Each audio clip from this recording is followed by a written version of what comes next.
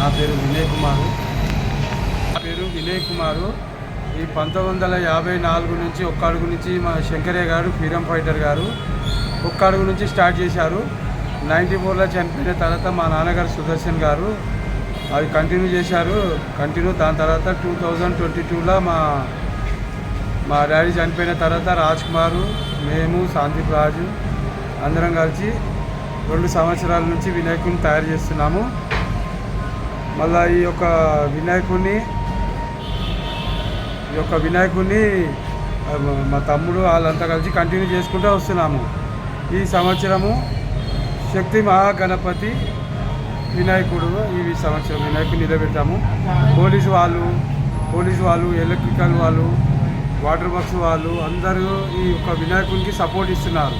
Police వాళ్ళు కూడా అందరు కలిసి అందరి సహకారంతో ఇంత పెద్ద వినాయకుడిని తయారు చేస్తున్నాము. అని వినాయకుడిని పని చేసేవాళ్ళు నరసయ్య టీము, మన వెల్డర్ టీం, మన పెయింటర్ వాళ్ళందరూ కలిసి ఒక 300-400 మంది ఇక్కడ వచ్చి ఇంత పెద్ద వినాయకుడిని తయారు చేశారు.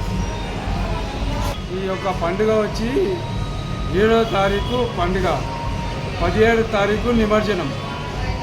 ఈ యొక్క నిమజ్జనము 17వ తారీఖు పొద్దున ఉదయం 6 గంటల నుంచి స్టార్ట్ అవుతుంది. మళ్ళీ 2 గంటల వరకు నిమజ్జనం అయిపోవాలని పోలీసు వాళ్ళు ఆదేశాలు జారీ చేశారు. చీఫ్ గెస్ట్ ఇంకా తెలిస్తే ఈ సంవత్సరం 5,000 మంది వాలంటీర్లు ఉంటారు. వాలంటీర్లు, మన బస్తీ పిల్లలు, మళ్ళీ బస్తీ ప్రజలు అందరు కలిసి వాలంటీర్ చేస్తారు.